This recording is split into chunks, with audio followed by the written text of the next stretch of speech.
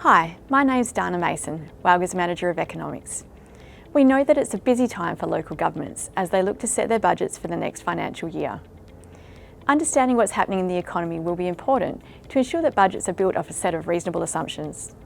To help with this task, WALGA's economics team have analysed data from a variety of sources, such as the Australian Bureau of Statistics, the Reserve Bank and WA Treasury, to produce a quarterly report specifically tailored for local governments. We've also created the Local Government Cost Index to give our members a better understanding of the cost pressures that are facing the sector. With the cost of living rising at its highest rate in 30 years, local governments are setting their budgets for the next financial year at a challenging time for the community. While there are early signs inflation is peaking in Australia, it's expected to remain high for some time and will remain a focus for policymakers. Many local governments have also experienced sharp increases in their cost base. There's been an unprecedented spike in construction costs due to supply chain constraints, COVID-19 stimulus-induced demand and labour shortages.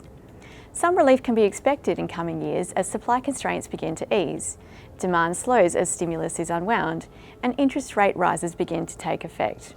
But don't expect construction prices to return to their 2020 levels.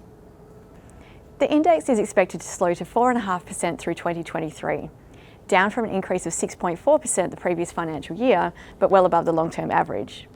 Local government costs are expected to grow 2.9% in 2023-24.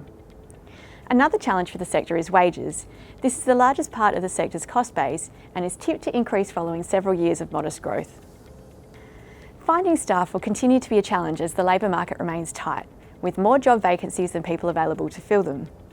The WA economy is on track to record below-trend growth as commodity prices are expected to ease. Government stimulus comes to an end and households rein in spending in response to interest rate rises and the higher cost of living.